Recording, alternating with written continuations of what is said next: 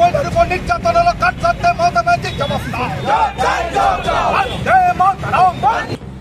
আরজি করের পর এবার কসবা কাণ্ডে উত্তপ্ত রাজ্য রাজনীতি। ঘটনার প্রতিবাদে ময়দানে জাতীয় কংগ্রেস, রাস্তা অবরোধ করে চলল বিক্ষোভ। আরজি করের ঘটনা আজও সাধারণের মনে দগদগে হয়ে রয়েছে। চিকিৎসক পড়ুয়ার ওপর শারীরিক নির্যাতন ভুলতে পারেননি রাজ্যবাসী। এখনো পর্যন্ত বছর ঘুরেনি সেই ঘটনার। এরই মাঝে খবরের শিরোনামে আরও এক নিন্দনীয় ঘটনা। এবার কলকাতার আইন কলেজের আইনের ছাত্রীকে ধর্ষণের অভিযোগ। ঘটনার প্রতিবাদে পথে নামল জাতীয় কংগ্রেস।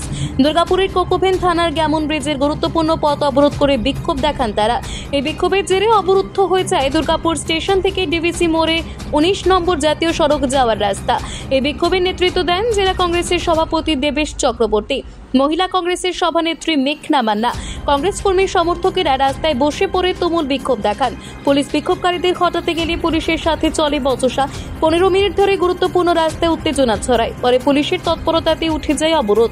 দ্রুত এই ঘটনার সঙ্গে যারা যুক্ত তাদের কঠোর শাস্তি দিতে হবে, না হলে বৃহত্তর আন্দোলনের পথে হাঁটার হুঁশিয়ারি আন্দোলনকারীদের। দেখুন, পশ্চিমবাংলার একজন প্রথম মহিলা মুখ্যমন্ত্রী হয়েছিলেন মমতা ব্যানার্জি। তার প্রতি পশ্চিমবাংলার মহিলাদের ভরসা ছিল যে এবার বোধহয় মহিলারা পশ্চিমবঙ্গে সুরক্ষিত থাকবে।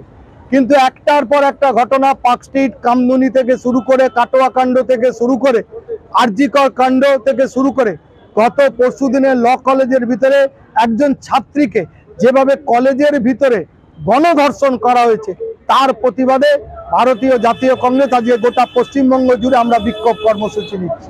আমরা চাইছি অবিলম্বে যারা এই ঘটনায় দোষী তাদের চিহ্নিত করে তাদের কঠোর থেকে কঠোরতম শাস্তি দেওয়া হোক, এবং মাননীয় মুখ্যমন্ত্রী এবং স্বরাষ্ট্রমন্ত্রী পশ্চিমবাংলার মমতা ব্যানার্জি অবিলম্বে এই নারী নির্যাতনের ঘটনাগুলির জন্য তিনি পদত্যাগ করুন।